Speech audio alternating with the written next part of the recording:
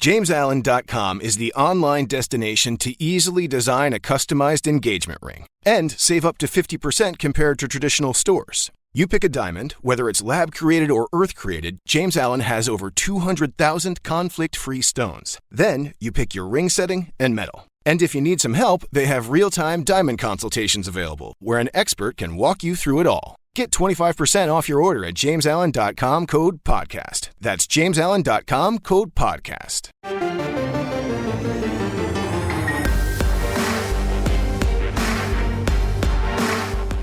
You've discovered your link to GoPowerCat.com's PowerCat podcast. Now, here's your host, GoPowerCat.com publisher, Tim Fitzgerald. Welcome to the PowerCat Questions Podcast, the good old podcast from GoPowerCat.com. I'm Tim Fitzgerald. Zach Carlson and Ryan Gilbert, your usual trio, are alongside here. Guys, we're getting close to you being able to be in here. We're just getting close. I feel it. I feel it in my bones. Well, I feel it. Zach, you soon will be sitting across from me instead of in your basement. Yay. Your basement now. Where am I going to be sitting? Well, I don't trust you. Okay. I'll stay here. See, eventually I'll be vaccinated. Zach has had it, and you might have airborne herpes. I don't know, dude. I don't know what you're up to these days. You're just here in the college town enjoying your life. That's fair. Although we will have a beer as soon as I'm good to go. This is the Where are we going to have the beer at? Probably at Tanner's. Wow. Or the High Low. Because they get their alcohol from the fridge. Thank you, Gills. Thank you. Perfect. Oh, Grasshopper, you learn fast. We are sponsored by The Fridge. Make sure you stop into The Fridge whenever you're in Manhattan, and our segment sponsors are Tanner's and the High Low. They also shop at The Fridge. This is going to be an interesting one. I don't know if it'll be exceedingly long, exceedingly short. It's going to be exceedingly something. Because honestly, I might have a lot to say right now, or I'm just beyond putting my thoughts into something clear. I don't know what to say. K-State loses 76-50 to Oklahoma. And it was competitive up until, the last 3 minutes of the first half? K-State was ahead and then gave up 13 straight points, and it was never close again. It was a 15-2 run by halftime, and then it turned into something much worse as the second half opened. This team has devolved into being the worst K-State team possibly in the history of Kansas State basketball, with apologies to anyone who might be able to argue they saw something worse because you saw teams before World War II. And honestly, there's been nothing with which we can compare at this point these back-to-back seasons. Nothing. And I know there are reasons. I know that a lot of the problems have been magnified by the COVID situation and the lack of practice, and I appreciate all that. I don't see them as Bruce Weber excuses. That is the real world. I'm dealing with my own crap from this ongoing pandemic. So I get why it's going on. But the program is in a greater situation than just things set off by the pandemic. I think we can all agree on that. I mean, the drop in talent, the rebuild, all of that. And there was a time when I didn't appreciate a rebuild, that I thought if you take over a program that has good legs to it, good enough to win a Big 12 title, you really shouldn't have to go through a rebuild. You should pick up the momentum and go on. And I was pretty clear about it. If you burn down my house, you better build it back damn quick. And that didn't happen the first time. It got built back, yeah. But I thought it took too long. So excuse me as the guy who called for Bruce Weber's firing that I don't want to hear your I just don't want to hear it. Because over the last, 4 years, 3+ years, I've taken a lot of from people who just want to score points against Fitz on social media, or maybe cancel their subscription because I wanted better for Kansas State basketball. And now I see some of those people out there parading around like, I never liked Bruce. I didn't want him here. Give me a break. So I'm going to play by your rules. I'm going to appreciate Bruce for being an extremely nice guy, which he is. And I'm going to know that it could be better. But golly, every program goes through this, right? Right? Now that you're realizing that, no, every program doesn't go through this, you're not going to find an ally on me. So quit tweeting at me and asking me to ask tough questions. What friggin' good would it do? What, I'm going to ask some tough questions and Bruce is going to resign, or Gene Taylor, the AD, is going to go, oh my, Fitz is right, I better fire him. What's the purpose of it other than to coddle your swinging feelings that have now swung towards Bruce has got to go after 4 years of Fitz was an asshole for saying he should go? Big Daddy Bruce left town, apparently. All of you who hated the hiring, who loved the hiring after he won a title or two, who now are saying this is intolerable. Oh, okay. I wonder why we're here, why we've arrived at this point. And for some people that don't understand that I do think these young players are promising, saying so doesn't mean I support what's going on in the program. Saying so means I'm trying to find some hope amidst the crap. And that's kind of been the theme for this year. Sports or not sports. For the past 10 months, let's find something good. I like these players. Are they enough? No. Will they be Big 12 upper division next season? I don't see that. So there's another year of rebuild. But I'm going to put my faith in the players. They chose K-State, and hopefully if Bruce stays, he can get them going quickly. And if Bruce doesn't stay, the new coach can keep them and get them going quickly. I don't support coaches, and I really don't support players. I support the program. So when I say I think it's best that they hire someone different, I'm not saying anything other than I want better for Kansas State football, basketball, volleyball, tennis, cross country, whatever sport I would be saying that in. I just want more. But I've been told the last 4 years this is good enough. This is all this really, there's no history here, which is a lie. I'll say this, even if you don't recognize the really rich history, there's no history of this post-World War II. There's no history of what's going on right now. This is not comparable to anything I've ever seen. And we've got some Bruce Weber questions that we're going to handle in the second half of this podcast. And I'll probably have a lot more to say in the second half of this podcast. But now we're just going to take some general team questions, because that's, really what this is about. It's about the team. And I still put my hope that Nigel Pack, who's out, non-pandemic season, he probably doesn't have COVID-19, doesn't have a 3-week illness or 2-week illness or whatever it's going to work out to be. He's playing and they'll probably be better. Guys like Davion Bradford, who I think is going to be very good, will have more time in practice to learn defense and all those things. But I still see the upside to a number of guys in this program. And as it was pointed out on Twitter, Luke Kasubke has hit every three-pointer he's ever shot as a K-State Wildcat. Hope. I'm just going to put my feelings there for now. And please don't tweet at me that I should be asking tougher questions. Not me, of all people. I'm dead serious. That just, it's so absurd. It's laughable. Not speaking of laughable, here's Gilds. He's going to read questions. Are you reading questions? Well, I'll read them. Oh, Zach's going to read them. Oh, I'll read them. I know what's going on with basketball. I don't know who's running this podcast, but here we go. It's the Power Cat Questions podcast. Here's Zach. From CFID, given the last couple results and injuries / quarantine that have decimated the roster, has this team quit on this season? Absolutely not. But you look at what happened at Texas. They closed 13 points in the last 17 minutes of the game. You don't quit and do that. Now, last night I couldn't see the game. I found a way to watch the Longhorn Network. There's a whole different rant about these Tier 3 rights. But now that the new owners of the Fox regional networks don't think streaming should pay a reasonable price, and it's basically off all streaming services. That game being on Fox Sports Kansas City or whatever your Fox Sports is. I'm sorry, I couldn't see it. So I didn't really get to see them play, but I don't get the sense they're quitting. I get the sense that they're mentally and physically fatigued.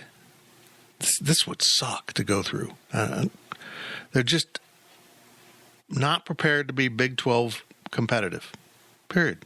It's just, and on top of that, folks, Oklahoma, I think, is the 8th best team in the conference. Seventh best team because they're better than TCU. Oh, they're good, man. They did that last night without Brady Manick playing any serious minutes. I mean, he's been out with COVID. Poor guy already looks like his whole life he's had COVID. I mean, well, nothing can explain the hair. Although COVID does affect your hair. Go look at Frank Martin. Shaka has grown hair to fight off COVID. It's like his hair catches the COVID and defends him against it, I guess. I don't know.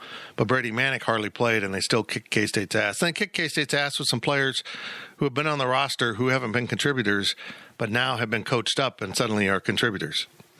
Interesting. So, no, they haven't given up. The kids haven't given up. Mike McGurl might be having a mental breakdown. Poor guy. I feel bad for Mike. I have.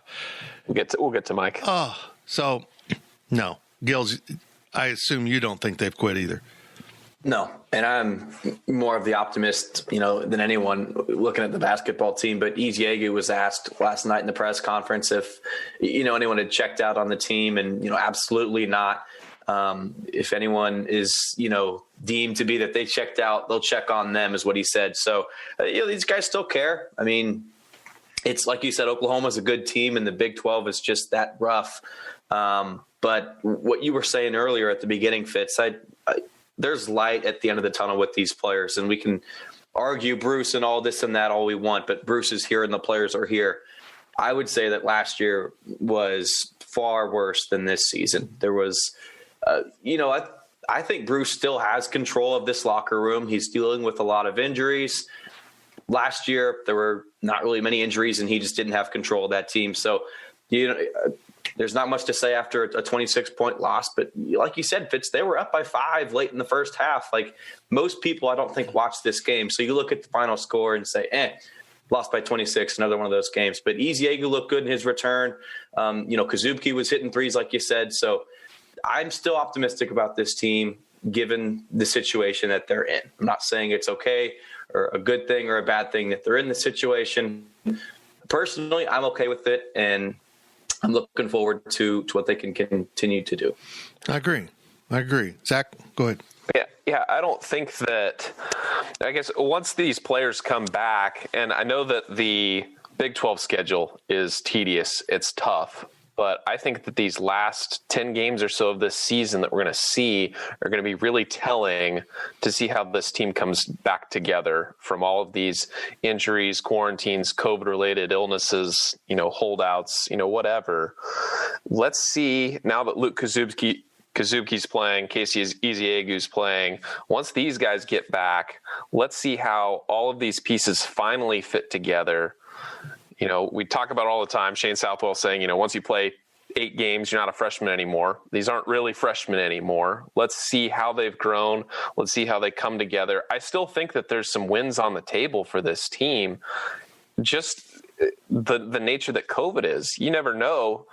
I get this feeling that K-State's somehow going to win one of these games against KU or Texas Tech, Baylor. One of these top teams, I think they're going to be able to get a fluke win out of. I don't think that they're going to go winless. But like you've said, these players are what gives the fan base hope at this point. And I think that these next stretch of games, let's see how they play. They may not win many games. They might win one game. Who knows how many games they're going to win. But I think that not losing by 26 to Oklahoma, those types of results. Let's see if they can eliminate those. If they can go and play, go toe to toe with KU, Texas Tech, Baylor, if they lose by 10, 15 points, is that an improvement? I think so. So I think you don't want to take moral victories, but in a year like this and with a young team like this, you have to take any positive you can get. And I think that being able to quantify the results or, see what the quality of the result is. Yes, it may be a loss, but if they look good and they played well together and they just didn't have enough gas in the tank, that's going to be better than the performance that we saw against Oklahoma on Tuesday. I've come to this conclusion that fans feel disconnected from this team because they're not getting to see them in person. They can't drive over and catch a game. And so it becomes a little more distant. You don't really have an emotional feeling about a Nigel Pack or, Davion Bradford or even a Mike McGurl because they're just people on TV. And while, yes, they're K-State and you cheer for them, and it's just not quite the same. You don't get to see their body language on the sideline. You don't get to see their interactions in the huddle. All of that, from everything I have been able to see via TV, is so much better than the crap I witnessed last year, where guys clearly weren't listening to their coach, and one guy was clearly trying to disrupt other people who were attempting to lead. So I see that while the results are worse, and they will be worse, and the team isn't as good as it was last year, as Jay Heidrich pointed out on the Insiders podcast, we talk about last year being a rebuild, but there were a lot of upperclassmen. They left or they graduated, but there were upperclassmen. And there was 3 freshmen on that team. And so we kind of think of them as being young, but they really weren't. They just didn't have enough guys. Again, they don't have enough playmakers. They don't have enough guys that can go get a bucket, as Bruce said last night, because he hasn't recruited those people. And the last one he really kind of recruited that seemed to have the credentials to do that was Xavier Sneed before this class. Maybe Dejuan Gordon came advertised as that, but I think we've learned that his game doesn't necessarily translate. He's finding his game now, but you can't just shut down recruiting for 3+ years and then complain you don't have any recruits, you don't have any players, because that's what happened. And I don't accept, they couldn't get recruits because they're playing time. These guys wouldn't get playing time. Well, explain that to Scott Drew at Baylor, who has guys redshirting, coming off red shirts that are Big 12 level. I mean, one of the best players on Kansas redshirted last year. Granted, I know that's a different rule set that they play by, but you can get players.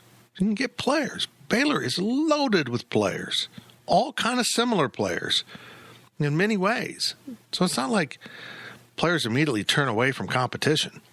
No, that's not true. So, yeah, I'm going to put my hope in these players. They need more players. They clearly need an alpha, go-getter, scorer. Every team needs it. You can argue KU's suffering by not having it. They have better scores, but they don't have the guy. Got to have the guy. You just do. One more thing I wanted to add in on the game. They only shot 15 threes, and that's not a crazy low number, but compared to games past in Big 12 play when they're chucking up 30 threes a game, that's a good number. They were getting inside. They were, working the ball around. At least in the first half, I noticed that they were looking good on offense. They weren't just chucking up threes. They're at least trying. Bruce is trying to give them some sets, some looks. He's trying to give Kazupke the ball. I just wanted to point that out there. Well, I also want to point out they only had 2 of those 15. So it's an ongoing issue. It's not just about what threes they take or how many they take. They just got guys taking them that shouldn't be taking them.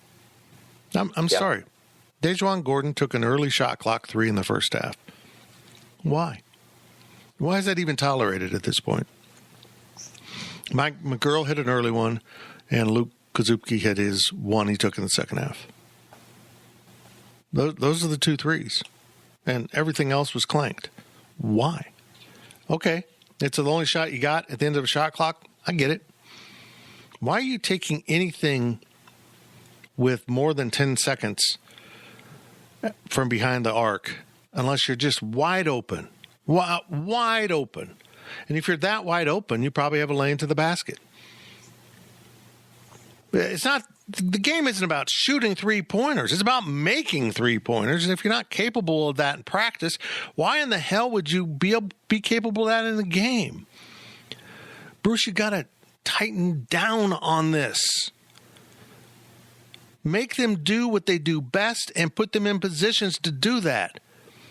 Next time Dejuan takes a 3 early in the shot clock, take him out. I don't care if he's rebounding and defending like crazy. He's got to edit his game. It's got to tighten up. There's no room for error. So why are you approving error, allowing error? They keep making the same damn mistakes. Gills is right. They try to get to the rim. They try to finish at the rim. They try to do some things differently. What do they shoot? 4 free throws in the game? I mean, it was absurdly low. And at some point, you can't just blame the refs. Again, I couldn't see the game, so I don't know if it was officiating. One, Oklahoma doesn't foul. They don't play very good defense, which I think is so weird that Lon Kruger's become that coach. But they kind of take the philosophy that, I don't want to say that's what Brad Underwood's doing at Illinois, because it's not quite that dramatic, but to stop defending to the point where you're forcing officials to call fouls and you give the other team free throws. The analytics clearly showed they were coming out on the bad end of that. They were losing games because their aggressive defense was leading to free points. So Oklahoma gives up a bunny once in a while, but they grab the ball out of the net and they run up the court and they go, and nobody got a foul. At the end of the game, you're not shooting free throws. So, but you got to take it to the rim and you got to draw fouls. You got to make contact. You got to do these things. I don't know. They just don't seem to know who they are and what they're supposed to do. And again, that comes back to that has to be taught firmly, like training a dog. When they do something you don't want them to do, you have to correct them, or they're going to continue to do it if you only correct them every third time. From Ohio Power Cat, I watched part of the game last night. It seems like Mike McGurl is trying way too hard and is actually hurting the team. Do you agree? Bruce does too. I mean, again, I find of all the things that I find most troubling probably is the fact that Bruce said after the game, we've been telling him this for 2 or 3 weeks, and yet he still does it. He's your senior, the one guy who should most be listening to you, and yet he still does it. That's kind of concerning, Gills, don't you think? I mean, your senior's like, I know you want me to do less and to not do this, but I know better than you. That's alarm bells. I feel badly for Mike. He's in a horrible situation, and I see why he's trying too hard, but it should have been made clear to Mike McGurl, Mike, you're not a shot creator. You don't put the ball on the floor and make magic happen. You can do it once in a while. And I saw you hit a deep 3 at the other game, like 3 games ago. But that's the only one I've ever seen you make. Quit taking those. But there's never any consequences. They're just words. Yeah, Mike's in a very tough spot trying to be that leader because he's naturally a role player. He shouldn't be a leader on any team. It's not who he is. I guess it's a good thing to have when you're trying too hard instead of not trying at all, I guess. But yeah, he's definitely pushing too much, and he's trying. I think he's taking it too. He's putting too much on himself. He's got to just let the game come to him. But without Nigel Pack out there, man, that's got to be tough. He's trying to get guys open. He wants to hit that shot, but it's just he's got to realize that you can't do everything on your own. Casey Eziagu after the game in his press conference was saying stuff like that as well. Just, let the game come to you. Don't force stuff. Good things will happen. From LSI Cat, welcome to the podcast. Who is or are the gym rat or rats on this team that are always in the gym working on their craft? I think Mike McGurl's been that. But again, this goes back to the end of the Snyder era in football. And Coach became so good at finding the hidden gems that develop into something special. But then he began to believe in his own magic and thought he could take anyone and turn them into something special if they worked hard enough. if you don't have the overall skill set, not skill set, but just the natural ability to be a great shooter, you're not quick enough, you can't jump high enough, practice ain't going to help. I think Nigel Pack will be that. And again, I appreciate the question, but we're more distant from this team than ever because we only see them Zoom and we don't see like the end of practice and can say, hey, Bruce, I see so-and-so still out there shooting. So I think there's elements of that in this freshman class. And I wish that, and I think Dejuan has been that. I mean, they talk about him working on his three-pointer, which is good. That's the time to shoot them is in practice. You probably do a lot of things in practice that you don't necessarily do in a game. I just hope that they can develop their own culture, their own leadership, their own, and come back to it again, alpha mentality. When Bruce Weber teams win championships, they have the guy that is exactly what you're asking for. Rodney McGruder. The best team on your player is out shooting the ball over and over and over again. Why are you going home to play video games? You go out and shoot with him until you get tired because he's still shooting. He's still dribbling. He's still working on things. Barry Brown became that. And it wasn't just words. He wanted to work on defense. He wanted to work on all of those things. Barry Brown wasn't a great ball handler when he was young, and he became a much better one. He was never a great ball handler, but he worked on it a lot and got better at it. I see guys on this team, starters, who can't dribble the ball with both hands, who lose the ball in traffic repeatedly, or if they're in the open court, the ball doesn't go with them, like they lose their dribble and it's still back there. How is that happening? You should be in the gym, not shooting three-pointers all day, doing the things that you're going to need to do in games. Dribble, pass, shoot free throws, and then go shoot your three-pointers. But you've got to have someone that breaks through, becomes your best player, sets an example. Rodney McGruder or Barry Browns it for everyone to see. And I think it's going to be Nigel Pack. Davion Bradford seems to work on his craft. I mean, he does some things at a really high level. I thought it was interesting, Gills, last night when Casey Eziagu, who I'm going to start referring to as Casey Gordon and Luke Gordon. I'm just going to stick with all Gordons and just call them by their first names because if you're going to recruit Kasupki and Eziagu, I can't deal with this. But he said, someone in the media asked him, what have you learned from watching? That Davion Bradford makes everything easy. He doesn't take the hard way. He does the simple things. He didn't come to that by some great revelation. He was coached to do that by someone. And he came to K-State with that skill set. Catch ball, dunk ball. That's what he does a lot of times. But for some reason, we've had a string of big men for years. I mean, this isn't a Bruce problem. This has been a chronic problem who can't catch ball. Ball, hit hands, drop. I mean, McCullough was a great dude, but oh, Lord, I'm not sure his hands weren't literally made of stone.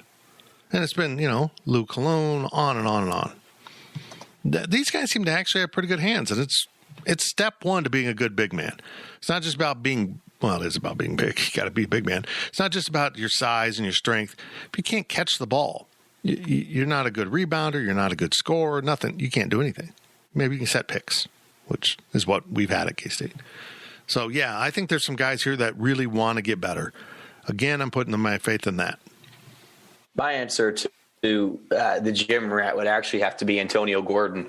And simply the fact that he was starting before his COVID issue, I mean, let's be real, Gordon's not that good of a player. The fact that he was starting, that Bruce Weber probably saw him in the gym a lot, and he was probably working hard. So not saying he should or shouldn't be there, but the fact that he was in there as much as he has been before his COVID issues, it's pretty telling that he was probably working hard. He tries so hard. He just tries so hard, but that gets him into trouble at times, doesn't it? It's like, what are you doing? And other times it's like, oh, that's a nice play. It sounded like he had a couple nice scores on putbacks last night. So, I hope it is him. Unfortunately, it can't be Austin Budke. You know, it just can't. And it probably can't be Antonio Gordon. It has to be one of the guys. Unless Antonio actually develops into that, becomes a really active four, develops that outside shot. He's actually got a better shot than Dejuan Gordon from the outside, but he takes it less now because it doesn't go in as much as it should. As he learns his game and develops, maybe Antonio will be pretty special, but I don't think he'll ever be a Barry Rodney all Big 12 type guy. I just don't think that's there. That's the land of Davion and Nigel, bluntly put. And, you know, maybe Selton Miguel gets there, but he's so raw. Learn to dribble the ball. Learn to use your left hand. You're a Big 12 basketball player. I mean, you could take 30 minutes, 20 minutes after every practice and do ball handling drills, up and down, between the legs, whatever.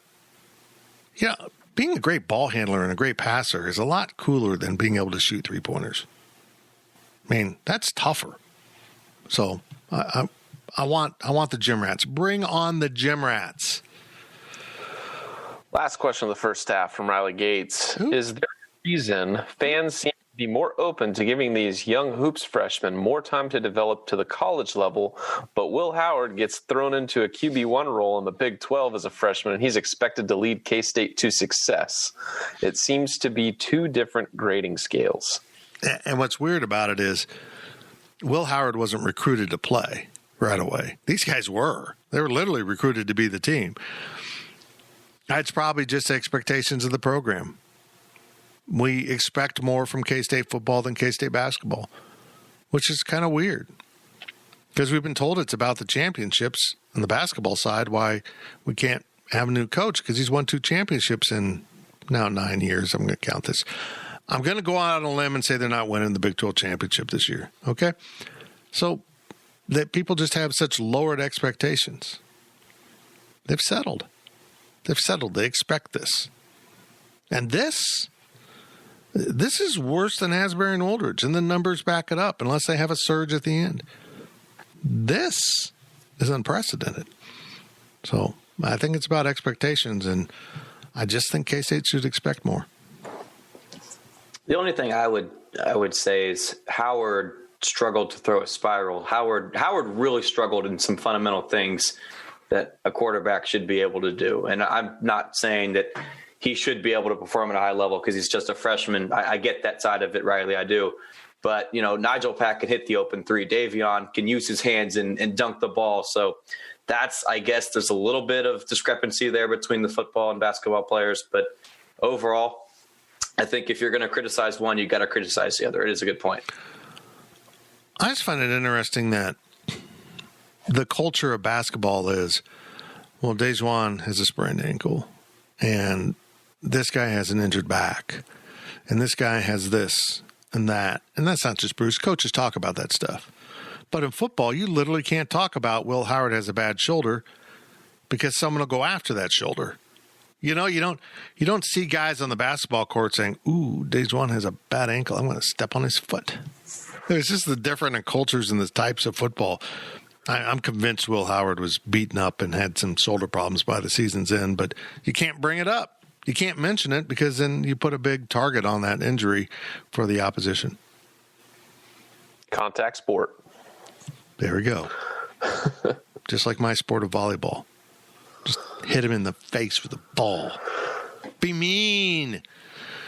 Oh. Well, I think I was a little bit cranky and wound up in this half. In the second half, we're going to talk more about Bruce Weber and the state of Kansas State basketball.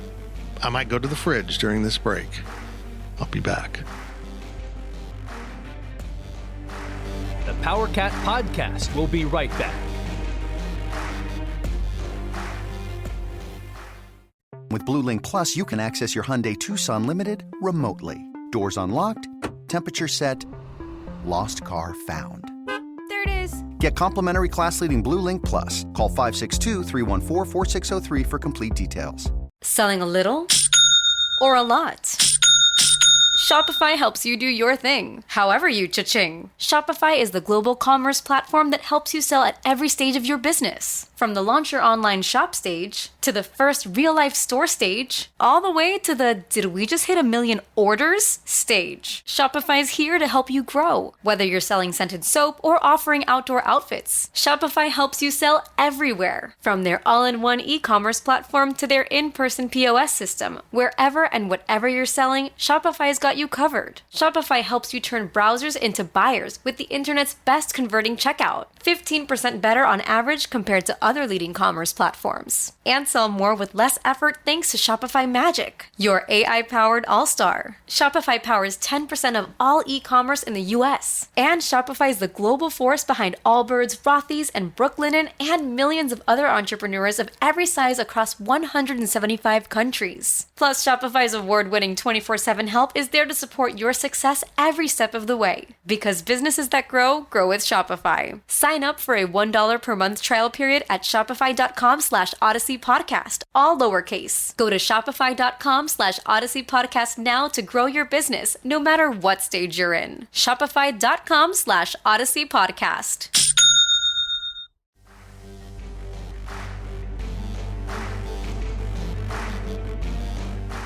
We now send it back to the PowerCat podcast. Welcome back to the PowerCat Questions podcast, sponsored by Fridge Wholesale Liquor. We are the team from GoPowerCat.com on the 24/7 Sports Network. Tim Fitzgerald, Zach Carlson, and Ryan Gilbert. Our segment sponsors are Tanner's and the High-Low. Get to Aggieville as soon as you can and do Aggieville things. Eat, drink, and be hairy. I don't know. You don't really need to be merry. Be Shaka Smart, which is hairy. Then it just bothers me. Why didn't he grow hair earlier? He's a better coach with hair. Okay, they got better players. That might have something to do with it, but I think it's the hair.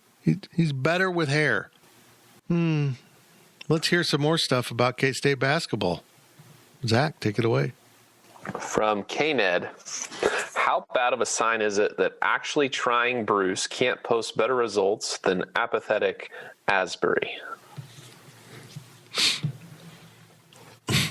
That's really actually a pretty good point. Yeah, the Tom Asbury thing was just so unfortunate, and I don't know if people realize this, but he had a daughter die in the time between Pepperdine and Kansas State, and I don't think Tom was the same after that. Yeah, he was really mailing it in at the end. And Jim Oldridge was trying, but Jim was just under-equipped for the job. He should never have been hired. But yeah, if K-State doesn't win another game, this was a stat dug up by basketball analyst Jay Heidrich, doesn't win another Big 12 game, and they get them all in. That's the problem with the math here is what games you're going to play. Most years you play 18. Or are they going to get all 18 in? They're already short one with Iowa State. But if they go winless, even though 2 years ago was a 14-4 Big 12 championship season, even with that calculated in, this will be the worst 3 years of conference play in the modern era since World War II.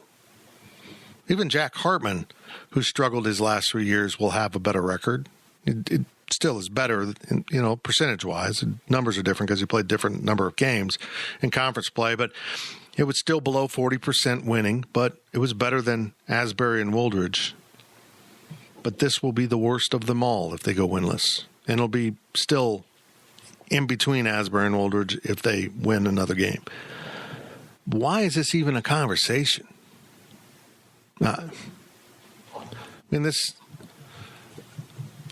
If you look at things right now, would this team be winning without COVID, without the pandemic? I think they might have won some of those earlier games, but they're so far behind in Big 12 play. I mean, TCU they won by 9 in Bramlage, but it wasn't competitive. Maybe that game's competitive, but it's not going to close up a 26-point gap with Oklahoma, 30 with Baylor. Really, it was 20-plus with Texas, despite, what the final score shows. It might solve 10 of that. They're just so far behind. This is historically awful, and I don't see any sign that it'll change after this year. I think there's going to be another year, and I've been telling people that. If I really thought a change could happen, maybe I would invest more in thinking about a change, but I'm not really thinking about winning the lottery. I still invest in it, but... Can you call it an investment if you don't get any return? Oh, brother. That's just a purchase. Oh, dude, I got so much return on my last I bought $40 of tickets, and because I'm playing both the Mega Millions and Powerball, because I have not eliminated the idea of winning both simultaneously, because I got to have some good luck. But I got $10 back. That is a hell of a return on that $40 investment. I made $10 off those ticket purchases. I matched a freaking Powerball. It's like sniffing victory. I don't know what. I don't think that's making money, Fitz. Maybe there's a reason why I'm in debt. Next question is from WTDD 2001.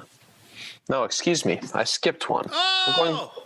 We're going back to K-Ned. Oh. Wow. Oh. Sorry. Back to K-Ned. Folks, I feel bad that I've criticized anyone about coaching. My lineup is performing poorly. Back to K-Ned. Given how historic the losing is, please define in January 2021 what Bruce Weber must ultimately achieve with this group of players that is worth letting him coach through this. Is it perhaps another largely meaningless conference title with a first-round flameout?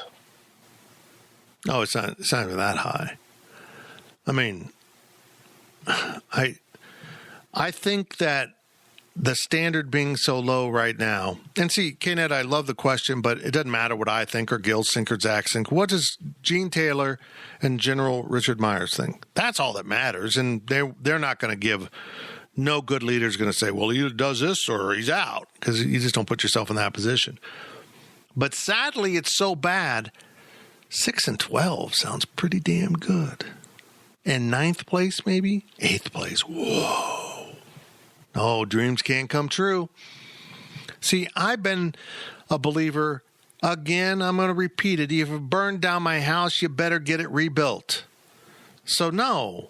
6 wins and the conference doesn't get it for me. Can you give me over 500? Because that's the program you took over. I mean, is it too much to ask for the standard in which you inherited, which is a program that was performing at or above 500 in conference play? Is average too much to ask? Average is too much to ask. We should settle for 9 wins. 6, 7, 8. 8 and a trip to Dayton. Beautiful. Been there, done that. It led to a Big 12 title and Elite 8. I'm not sure K-Staters are so invested that next year being 8-10 and a trip to the first 4 in Dayton is going to satisfy them, even if they know a title's on the way.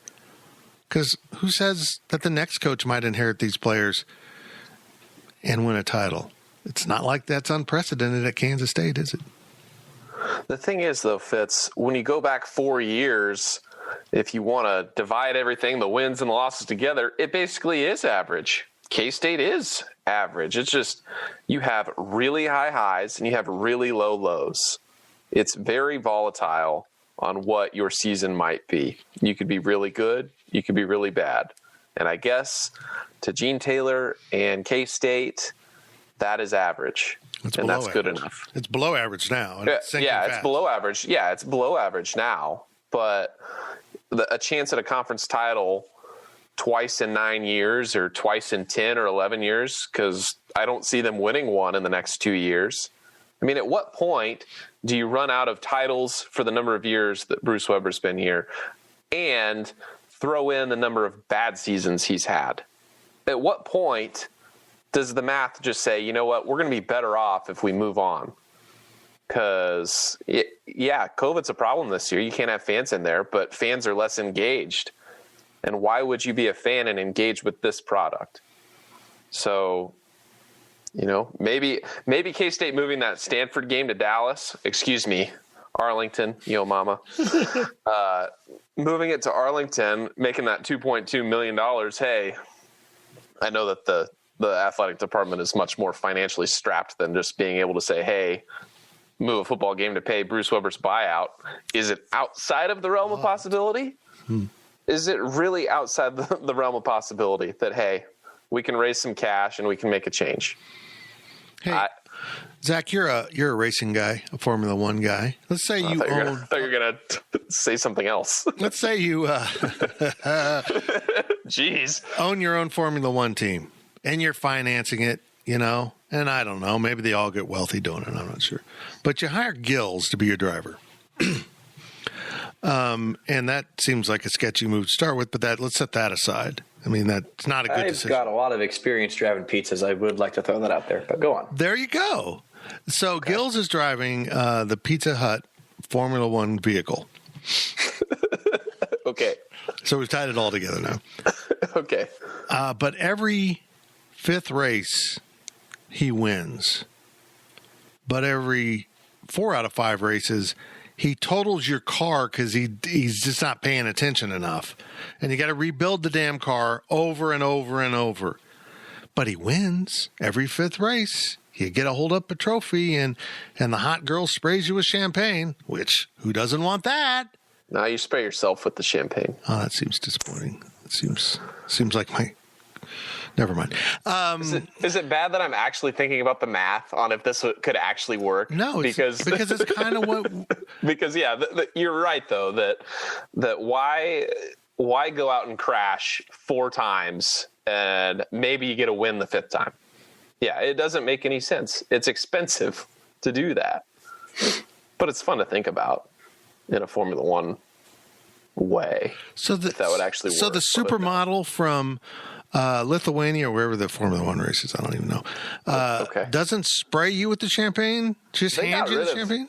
They don't have girls there anymore. Because it's sexist? Yeah. They got rid of those a few years ago. That was part of the good part of the sport. Huh. Yeah. Well, whatever. You're weird. Now, is my other driver winning races? Is because you have 2. You have to have 2 cars. Is he getting points? Well, his driver, that guy got injured at the racing against the Lubbock team, and the rookie driver had to go in and lost badly 5 times in a row. But he brings the car home safe? For the most part, yeah. Okay. Some of the pit crew transferred. They went into the pit crew transfer portal. And they've now moved from Formula One to what is it, AARC, whatever that. So, but they're really good at that level. We are on a tangent. I'm way down the rabbit hole now. The rabbit's like, dude, get out of here. This doesn't make sense. From WTDD 2001, finally, is Bruce's fate entirely in the hands of the big money donors? Oh, well, I was going to have Gills answer. This is probably that's true of every place, man. That's so true.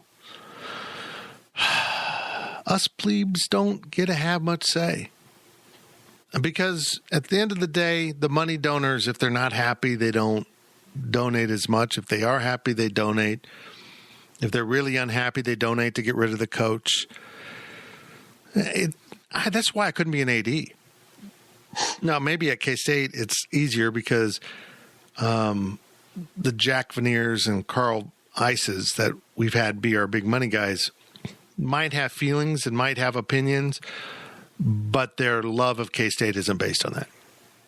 You could go contrary to what they think should happen, but they're not going to burn it down and say, I'm not giving any more money. I mean, that's clearly true, was true of Pickens at OSU. He had to have his way, or he wasn't going to be given the same amount of money, which for him was like, instead of $10 million, I'm only going to give 5 or $100 million and 50. But yeah, it's true everywhere. It's true at Kansas State. And Bruce Weber has survived in this industry for a lot of years because, one, he is a really, really likable guy. Socially awkward? Sure. But, we all have friends like that. We're friends with Gills. I mean, for God's sakes. Gills is not socially awkward, by the way. Am I? I don't think so. Maybe you are. But he's really likable, and he's smart enough and a veteran enough to know that I'm going to be friends with those people. So, yeah, in some way, you're asking Gene Taylor, who also probably considers Bruce a friend, to fire someone that all of his people that really control the purse strings around him is also friends with. Well, it's juggling chainsaws. You don't get it right, you chop off your own hand. And trust me, nobody wants anything chopped off. The problem with K-State is there's not enough hands. Mm-hmm. There's like two hands. Right. In Oklahoma State, you have T-Boone. You had T-Boone, and he was one hand, but he was a giant hand. Carl Ice is not a giant hand. He's a much smaller hand. There's equivalent-sized hands. We just don't know their names because it just hasn't worked out that way. Carl Ice doesn't have an Ernie Barrett statue hand to hand money out. We wish he did, but, that's just K-State. Yeah. You don't have the donor depth chart, so to speak, of Kansas. And if somebody just pops up out of the blue, says $10 million, here, Gene, get rid of Bruce, blank check, go get Brad Underwood, whoever. We'll get to potential hires with some later questions. But until you get one of those, or until Carl Ice or whoever else, the Veneers, or literally, if there's enough money, whoever else pops up, it's going to take until that moment before Bruce is gone. And I think, realistically, I think that it's going to be easier to convince Bruce to retire so you don't have to pay his buyout. I think that we're kind of stuck. And COVID saved him last year, I think, a little bit. COVID saved him this year. And who knows what excuses could come next year if we're seeing a similar performance, or even if it's 6-12, Fitz. Oh God, don't book a preseason tournament in Hawaii. Don't do it. No. I don't know how else you can get rid of him unless the fan base is completely not spending money on anything, even football. If K-State fans after this year are completely disengaged by the product and they don't come back next year when hopefully fans can return, and if this team doesn't turn it around, I don't see how you can keep him. You're going to have to make a change because at the end of the day, it's a math problem. How much money are you bringing in versus the product that you're putting out on the floor? It's not Texas. And if your product cannot get you to the places that can get you more money, like the NCAA tournament, well, it's time to move on to somebody else. To go back to the main point, look what happened with football in the first game of the season. With the donors and everything, money talks. So definitely, his fate, I think there's a big impact on that. From Girth Brooks, we all know the answer to who we want to lead the basketball program moving forward, but that ship has already set sail. So who is the right guy? And Jedediah adds in, realistically, who is the ideal next basketball coach at K-State? I have thought about this a lot. Okay, I'm going to tell a story now that I don't tell as a bragging. I tell it really out of frustration. I literally had someone ask me this question, and it was John Curry. If I was going to fire Bruce, who would you hire? And I appreciate him asking me that. I gave him my answer. And this was after Underwood was off the table. And he'd gone to Illinois. So I said, hey, it'd be Steve Forbes. I followed him. I met him when he was at Wichita State. Just in passing, but we sat next to each other watching when I was covering K-State, when Wichita State, everyone was in St. Louis for the first and second round. So it was in passing. It's not like we bonded or had beers or anything like that, but you get a vibe off someone. But mostly my background with him is because of my friend Jay Heidrich, who is a good friend and now basketball analyst. And Steve Forbes coached Barton County Community College when he was really young. Jay Heidrich played for him. So this isn't like he's literally played basketball for the guy before he transferred to K-State. And so he's followed him through his career, and it was quite clear to me that Steve Forbes is the real deal, and he fit K-State. I would still probably make a run at him because I also suspect that going to work for John Curry at Wake Forest, that was a successful piece of advice, Fitz. Yeah. You get to mark that one down. I can't imagine that was ideal for him, but he knew it was probably time to make a move because, if you start losing at East Tennessee State, your window closes. I mean, the same happened to Coach Lowry. He was rolling at Southern Illinois, didn't make the move, decided to stay, and the team stopped performing and his window closed. And Chris was doing really well as a head coach, and then it stopped. So there's kind of the lesson there. You got to go eventually. If you really want to go, you got to go because winning is hard to do no matter what level. I would still probably make a run at him, still see what happens, because winning at Wake Forest in the ACC right now, when you got Duke and North Carolina, right in your backyard. Can you imagine having Kansas and then in Salina was another top 5, top 10 program? That would just be unbelievable to try to build with. So, but Chris Jans, who is flawed and had some issues, is another really good coach, winning at New Mexico State. I don't know. You can go through a bunch of different people. I have someone that I really like, but I'm not going to throw it out there right now. We'll just see. It's not a good year to evaluate a coach either. If someone gets to the NCAA tournament and gets a free weekend in Indianapolis, does that mean they're a great coach this year? I'm not sure, man. I'm not sure. I probably would throw open the door more to assistant coaches and associate head coaches more now than ever before, and look around for people you might know or programs that might have success. Don't worry about the tree. Don't worry about actually knowing who they are. Let's dig down and find someone. I'd much rather take a chance on someone completely unproven in basketball than football, because you can put an associate head coach with them that might really know X's and O's. And I don't know, basketball coaches are more of a figurehead. Football coaches you got to be the smartest guy in the room in football. I believe that. Oh. Yeah, I don't know. After last year, I don't know who would have been the best hire. Probably Steve Forbes. But I feel like the last couple of years, you look at the coaching market for K-State, if that's what you're looking for, and you're like, well, I don't really know who would be the best fit at this point.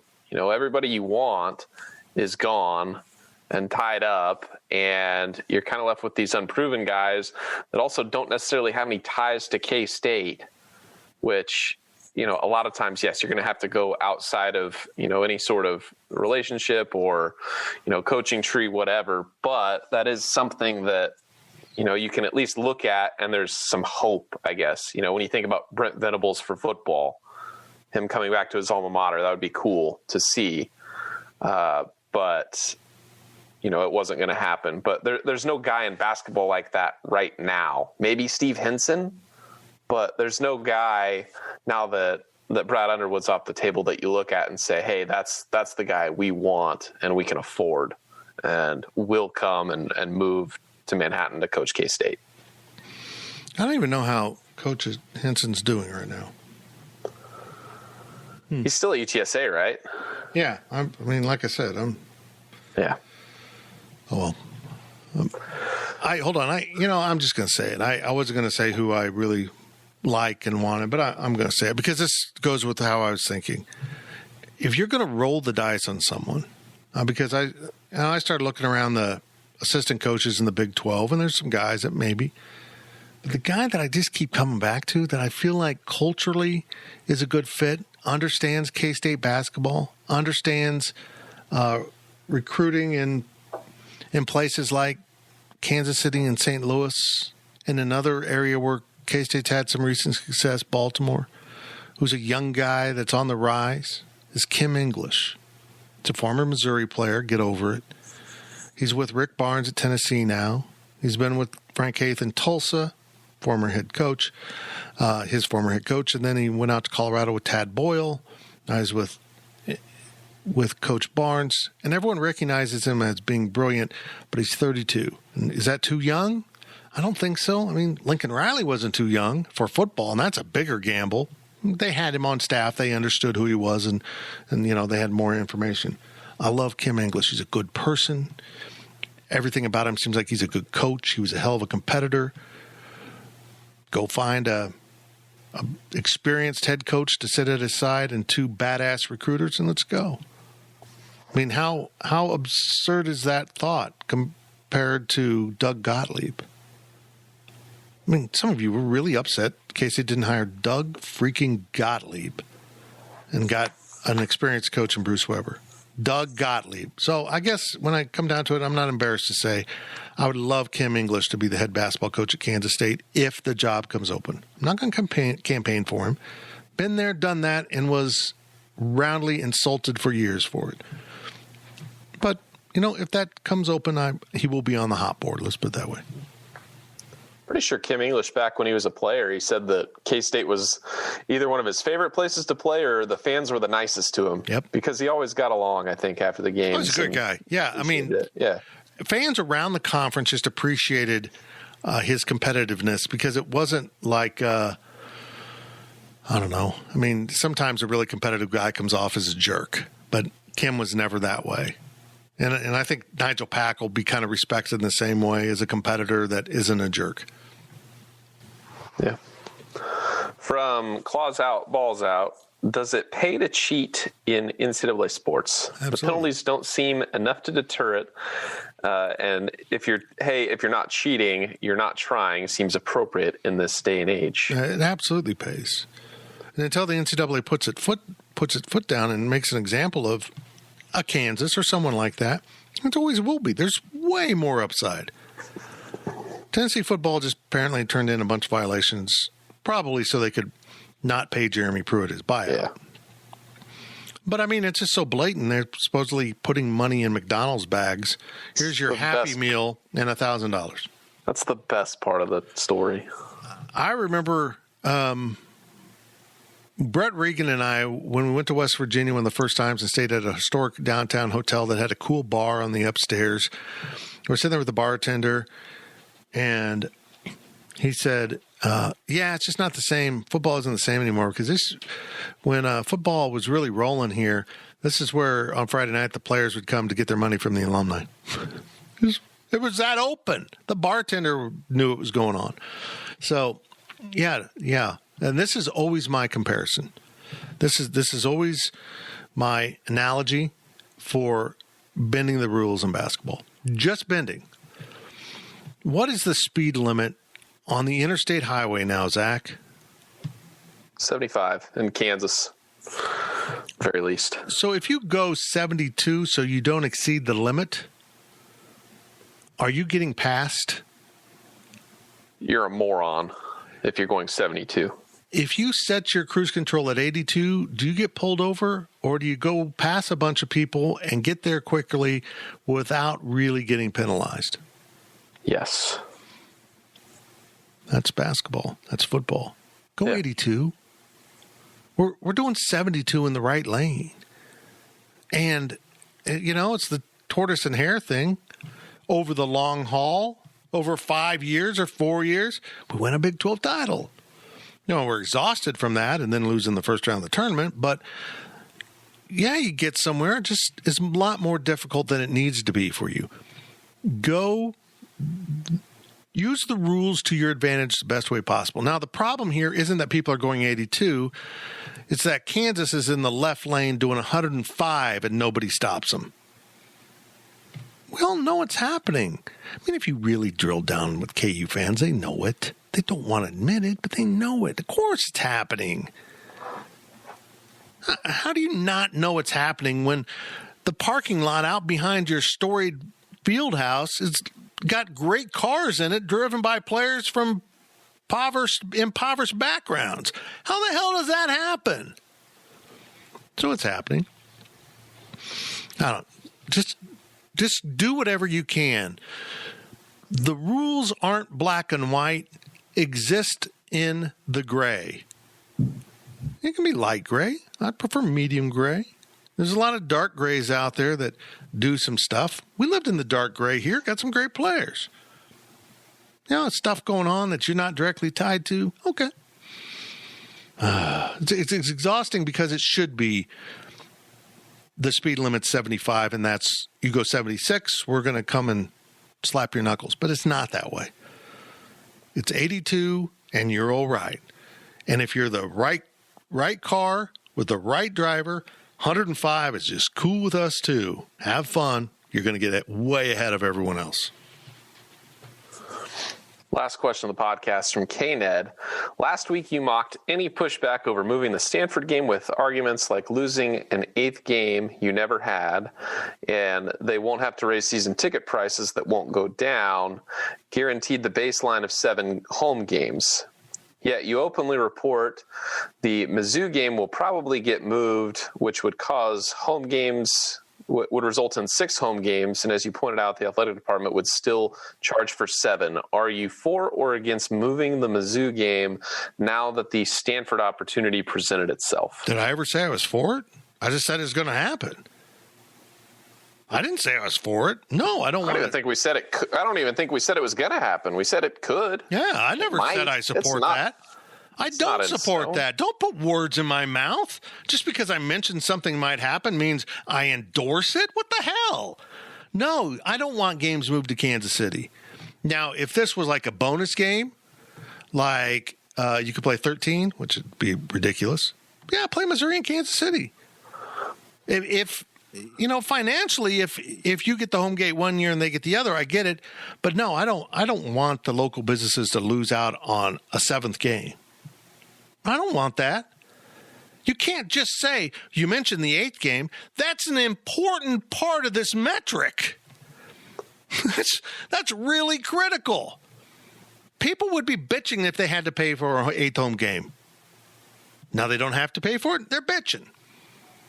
I'm not overwhelmed by moving this game to Arlington. Would I prefer it to be in Manhattan? But $2 million. It's not like it's a financial wash. And I understand I'm worried about local businesses, but it's not K-State Athletics' job to come to be the savior of local business.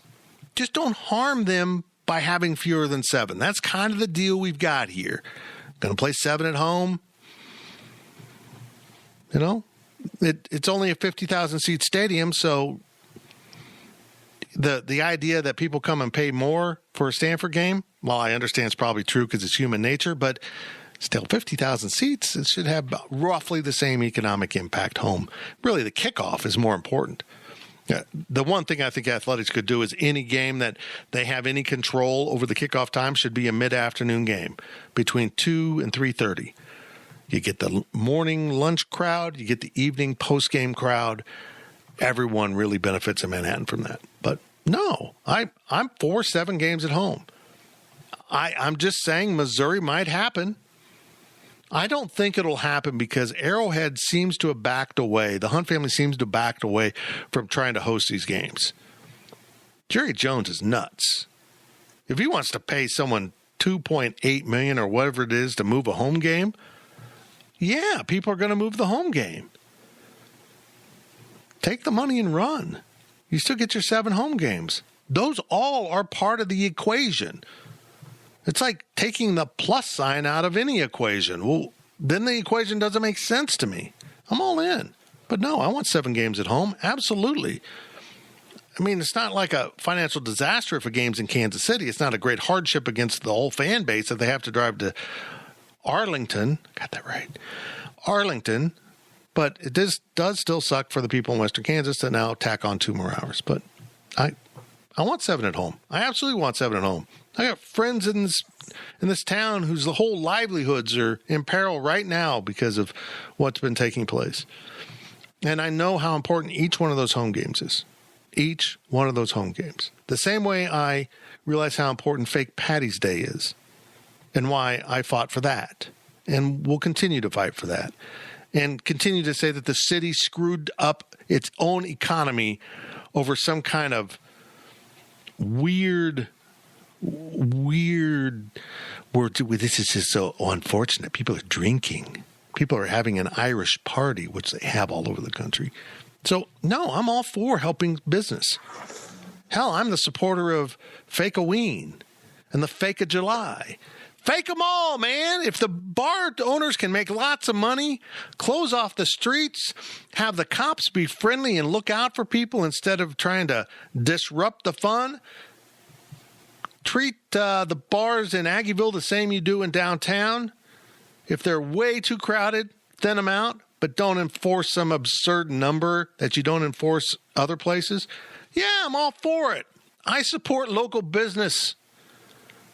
That's why I was president of Aggieville Business Association. It wasn't because of all the perks and the travel budget and the bribes. God, I wish I had got some bribes. That'd been awesome. Man. No, it was about arguing with the police in open public meetings, which isn't fun. It isn't fun. So, no, don't say I'm not supporting local business. That's just ridiculous. 7 home games is the deal. I like to stick with it. But the 8th game going to Arlington? Come on, man. It really makes a lot of sense here. And there's only going to be one, when I was looking at the schedule last, the Tulane game in 2024. That's the only even years where you get your 5 road games in Big 12 conference play. That's the only year in the next 15 that will have 6 home games on the schedule. Now, I don't think there's any that have 8, but it would be nice to see an average of 7. And right now, the way it's going to look, it's going to dip down. So maybe they'll fix a game or they'll trade a game out somewhere. I wouldn't be surprised. Half of these future games get canceled anyway. Because they were scheduled so far out in advance, and they weren't thought out very well that they decided to just call off the game. I mean, the way the Big 12 schedule set up, if you're going to play 5 and 4, I mean, you only leave yourself room for a non-conference road game every other year when you're at 5. So that's what next year is. You would have had 8 home games. Now you have 7. So playing a Power 5 home and home, that's all you end up with. And I'm going to admit that isn't ideal because you end up with 2 games that I don't care about Eastern Illinois. I mean, Nevada's better, but, you know, it wouldn't be the end of the world to me if just from a scheduling standpoint, not setting the local business argument aside, if you played 1 out of 3 in Reno, you know, but I think we all know from listening to this podcast that the chance to play in New Orleans, like Las Vegas, will always win with Fitz. I hope I'm around to go to that. And Gills, I promise you, and Zach maybe too, I don't know how long you'll put up with me. Gills, maybe you. I promise you, by the time K-State goes to New Orleans in 2024, I got 3+ years, I'm going to get down at least another 80 pounds. So when you have to carry me back to the hotel room, I'll be easier to manage. That's my pledge. Sounds like a plan. Gills, how do you feel about any of this?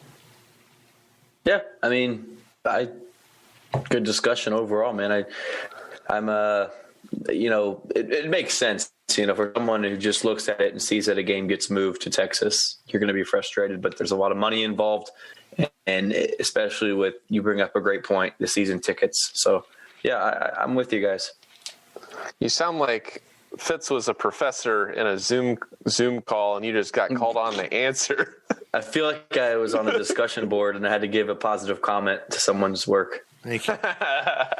Give feedback on everybody. Yes, those. You made some really good points. I agree with everything you said. Full credit. 10 out of 10 points. Yes. That's how it is with Zoom University. Just awful. Just trying to learn via Zoom. Because you end up with a professor like me, one that won't shut up. Just pontificates. Right, Professor Keister? I don't know. Does Dan do that? I'm not sure. Is that it, Zach? That's it. Wow. That was it. That was a long one. Like again. 5 hours. I know. Well, we went long again. I guess I've got my caffeine dosage figured out. That's it for the podcast. We'll talk to you next week. PowerCat Podcast. All rights reserved. GoPowerCat.com and Spirit Street Publishing.